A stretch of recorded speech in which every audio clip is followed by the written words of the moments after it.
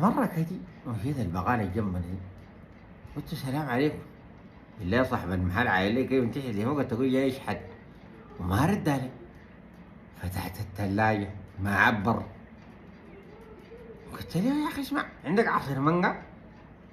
تاني حمر لي بلا اي سبب. في اللحظة دي جات داخل البيت، صراحة هي سمحة يعني، سمحة سماحة جينا علي. قالت لي السلام عليكم، صاحبك دوش ونور العيون يتنطط، قال له اهلا ومرحبتين، نورت المحل والله، تفضلي تفضلي. قالت لي شكرا والله معلش يعني عندك تفر رصيد زين؟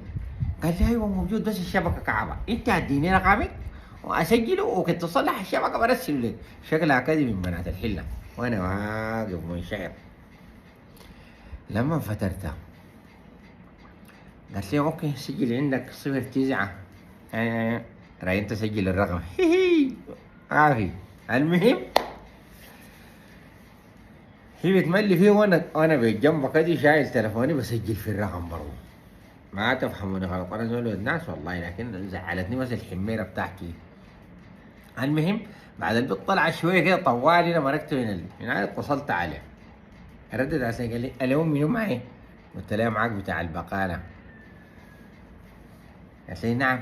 قلت لها كيف يا اخي صراحة كده انا اول ما شفتك كسرتيني وعندك عيون سمرة ويا زول كبيت لها حنان تقيل والله البيت الساعل.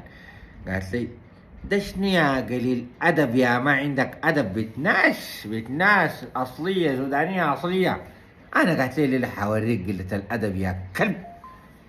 طلع عندها 9 اخوان، قالت لي الاخوان 9 يجوك هسه في البقالة يا حقير يا تافه.